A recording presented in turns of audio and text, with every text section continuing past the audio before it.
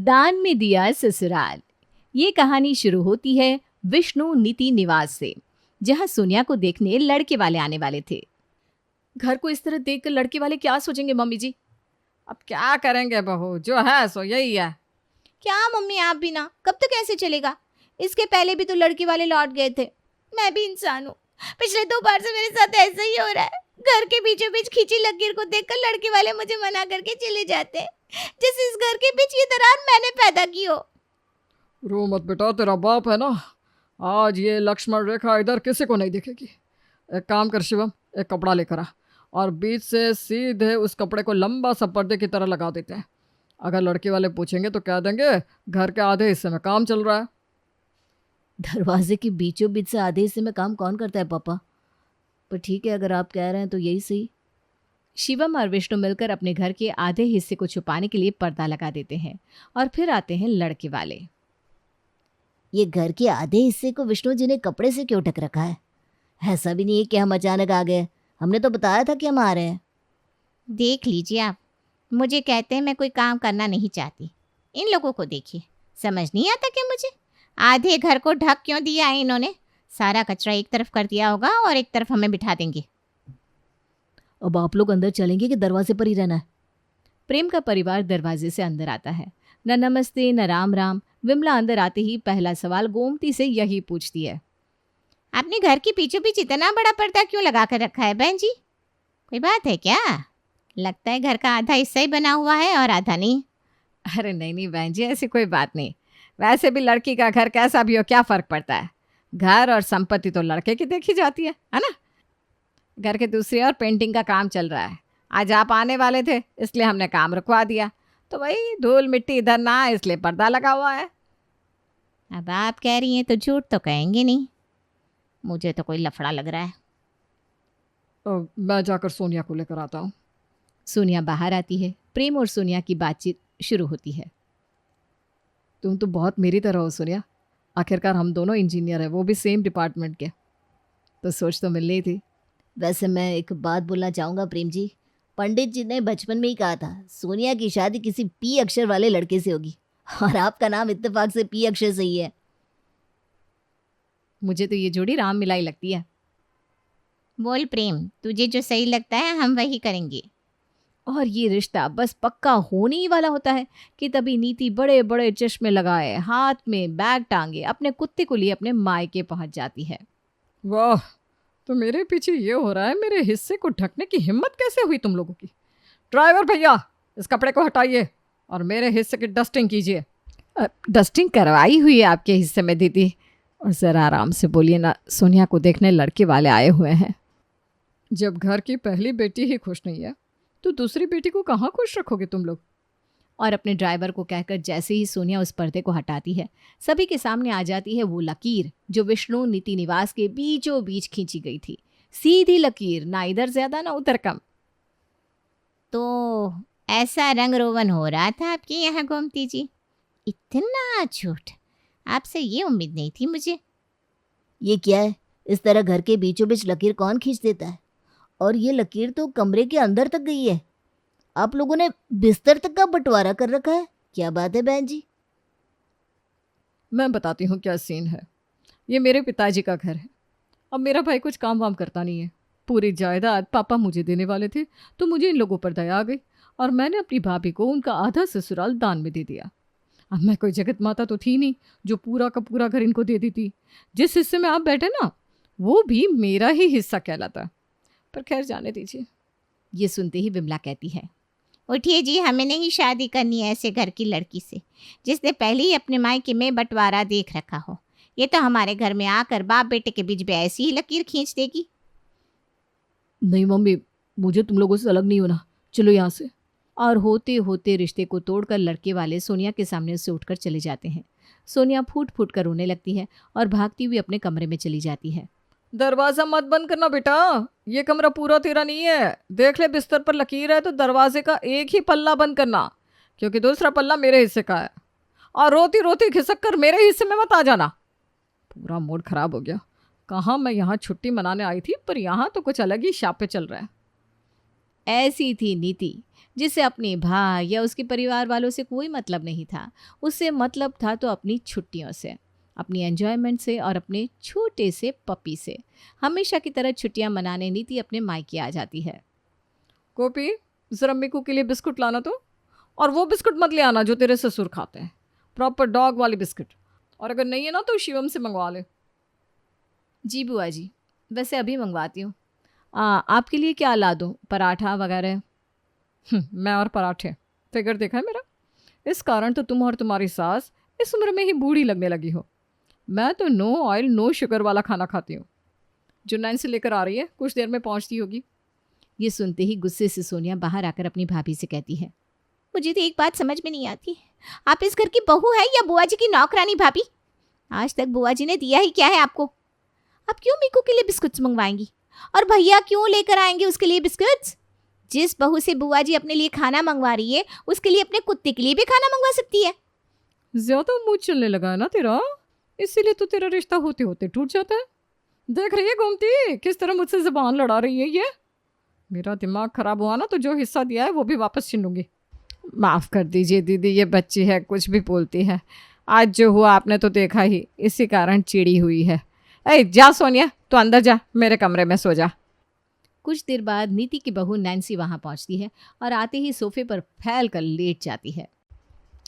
कहाँ ये पूरा का पूरा घर हमारा होता, और कहाँ आपके बड़े दिल के चक्कर में हमें मिला ये आधा हिस्सा। जब भी मैं यहाँ आती हूँ मेरा तो कलेजा ही कटने लगता है। मम्मी जी, अरे बहू तू ये भी तो देख कि हमने इन लोगों को अपना आधा हिस्सा दिया है, तो केयर टेकर का खर्चा भी तो बच गया।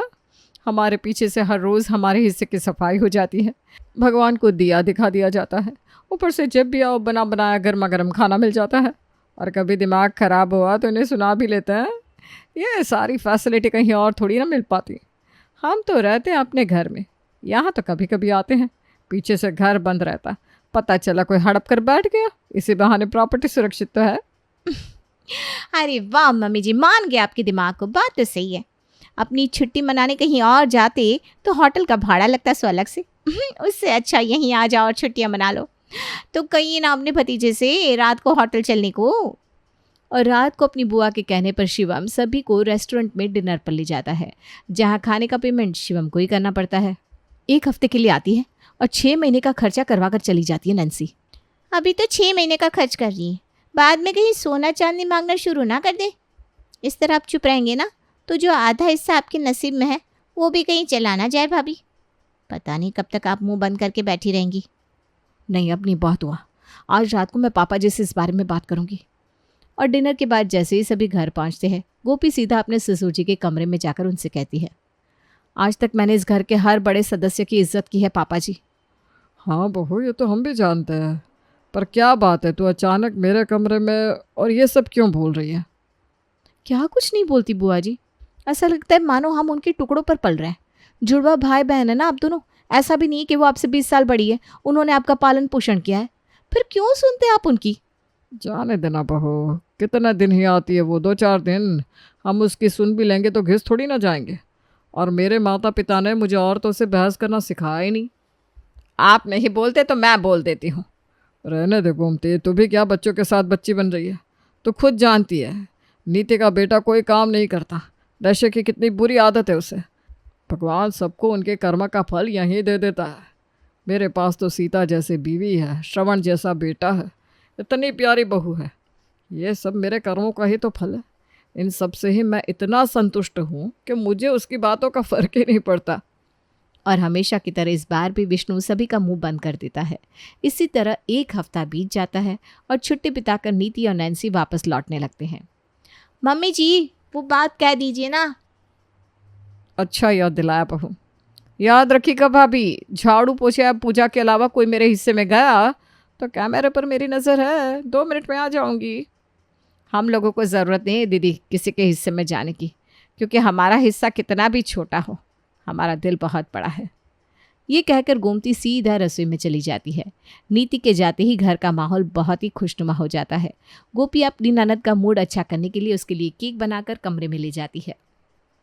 जो हुआ उसे भूल जाइए दीदी, शायद भगवान ने आपके लिए कुछ अच्छा सोच रखा होगा। मैं तो कहती हूँ अरेंज मैरिज को मारो गोली, आप तो लव मैरिज ही कर लो। Love marriage? हाँ, मतलब आपकी क्लास में या कॉलेज में कहीं तो कोई लड़का होगा जो आपको देखने में पसंद आया हो, जिसका परिवार भी अच्छा हो। उसे सीधा सीधा शादी की बात कर लीजिए। और अगर दोस्त होगा तो घर की प्रॉब्लम भी समझेगा। फिर उसके सामने बुआ जी कुछ भी करे कोई फ़र्क नहीं पड़ेगा। वैसे भाभी, कल मेरे एक स्कूल फ्रेंड ने मुझे प्रपोज किया। अरे, फिर आपने क्या कहा? हाँ, ये सुनते ही गोपी खुशी के मारे सोनिया को गले लगा लेती है। इन सब में उसका ये ध्यान ही नहीं रहता कि वो बिस्तर के इस हिस्से से उस हिस्से में आ गई।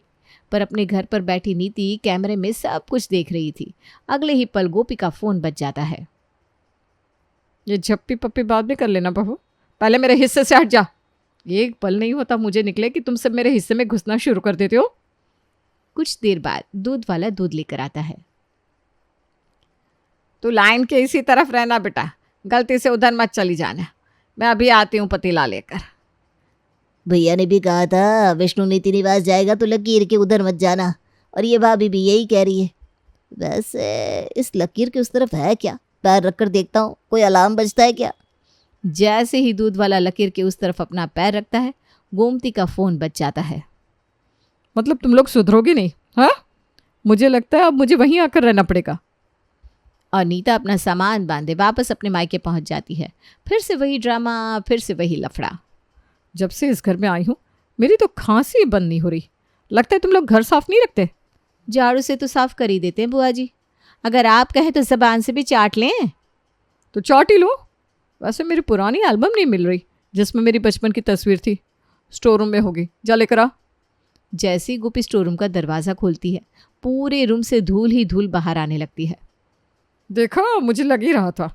तो मुझे एलर्जी इस कमरे की मिट्टी से हो रही थी। ये ले झाड़ू और सफाई करना शुरू कर दे, तब तक मैं दुकान में देख कर आती हूँ क्या हिसाब कर रहा है शिवम। कहीं ऐसा ना हो जो पापा दुकान का हिस्सा 50-50 करके गए, उसमें से 75% तुम लोग के पास रह रहा हो और मुझे सिर्फ 25% मिल रहा हो। वहाँ नीति अपने खानदानी दुकान में जाकर शिवम से हिसाब लेने लगती है। तो यहाँ बुआ सास के आते ही गोपी को एक नया काम मिल जाता है। सर पर कपड़ा बांधे गोपी कमरे की सफाई करना शुरू कर देती है।